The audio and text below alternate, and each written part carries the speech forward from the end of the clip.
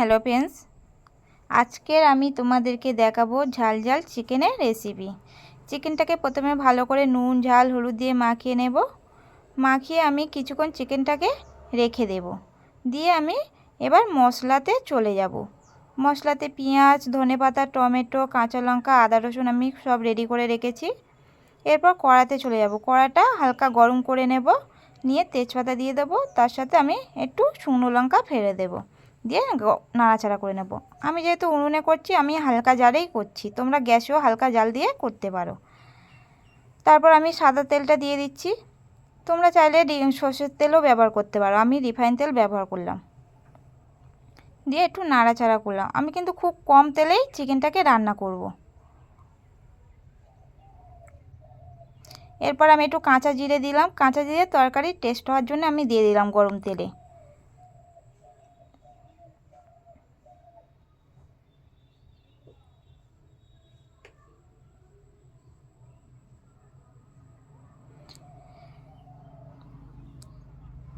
তারপরে আমি একটু হালকা করে চিনি ছড়িয়ে দেবো এর ওপর, যাতে তরকারিটা রং হয়। চিনি আমরা গরম তেলে দিই যাতে তরকারির রংটা সুন্দর আসে।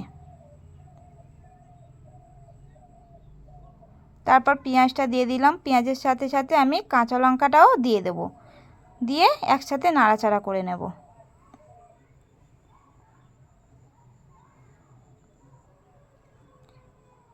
যেহেতু আমি রান্নাটা কম তেলে করব, সেই জন্য আমি একটু পেঁয়াজটা দমানোর জন্য লবণ ফেলে নিলাম। তেল বেশি না দিয়ে হালকা লবণ দিয়ে পেঁয়াজটাকে দমিয়ে নিলাম।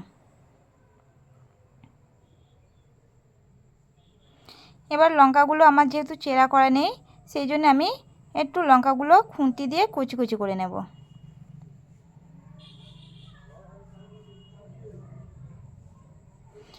লঙ্কাগুলো খুন্তি দিয়ে কুচি কুচি করে নিচ্ছি। এরপর নাড়াচাড়া করে পেঁয়াজটা যাতে একটু দমে গেলে তারপর আমি রসুন বাটা দিয়ে দেবো। রসুন বাটা দিয়ে আমি ভালো করে নাড়াচাড়া করে নেব ফিরে।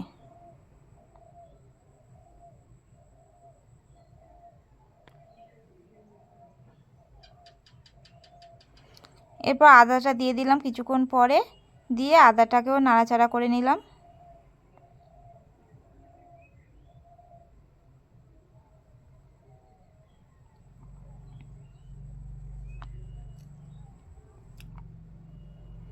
মশলাটা কিছুক্ষণ করে নিলাম, ভালো করে একটু কষে নিলাম।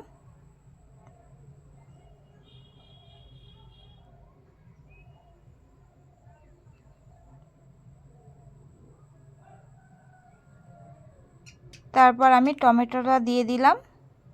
দিয়ে ফিরে একটু নাড়াচাড়া করে নিলাম।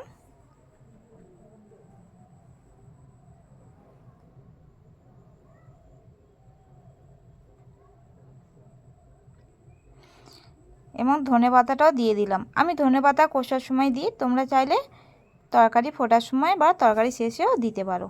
আমি কষার সময় একটু ধনেপাতা দিই। ধনেপাতাটা কষার সময় দিলে একটা আলাদা টেস্ট আসে।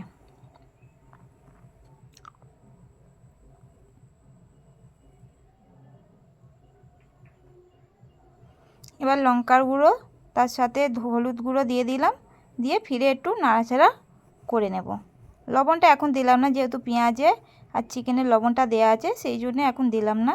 পরে টেস্ট করে লবণটা দেব।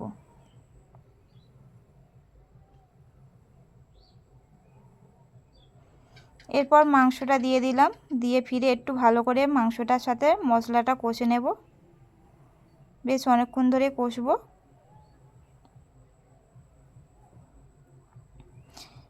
মাংসটা যেহেতু দেশি মুরগির, সেই জন্য একটু সময় নিয়ে কষতে হবে অনেকক্ষণ। সেই জন্য আমি মাংসটা কষে নেব কড়াতে, নিয়ে আমি হাঁড়িতে করে রান্না করব।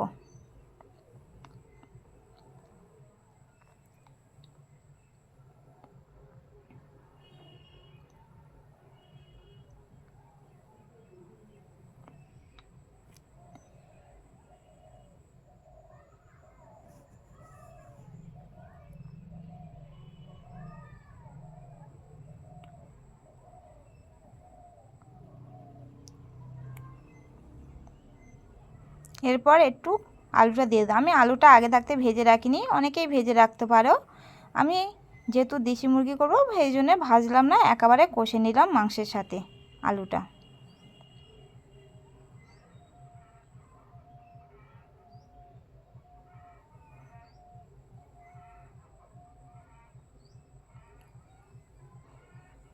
বেশ কিছুক্ষণ আমরা ভালো করে মাংসটা কষে নিয়ে জল ঢেলে দেব।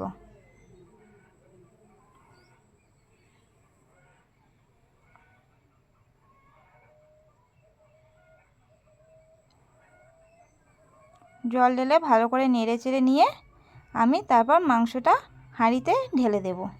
যেহেতু আমি হাঁড়িতে করে করব আগেই বলেছি, নাহলে সেদ্ধ হবে না কড়াতে করলে। দেশি মুরগি সবসময় হাঁড়িতে করে সেদ্ধ করলে সেদ্ধটা ভালো হয়। দেখতে পাচ্ছ তোমরা তরকারিটা ফুটছে, হয়ে গেছে। আমি এবার গরম মশলাটা দিয়ে দিলাম, দিয়ে এরপর একটু ধনেপাতা দিয়ে দিলাম, দিয়ে তারপরে তরকারিটা রেডি করে দিলাম। আজকে রেসিপি ঝাল ঝাল চিকেন।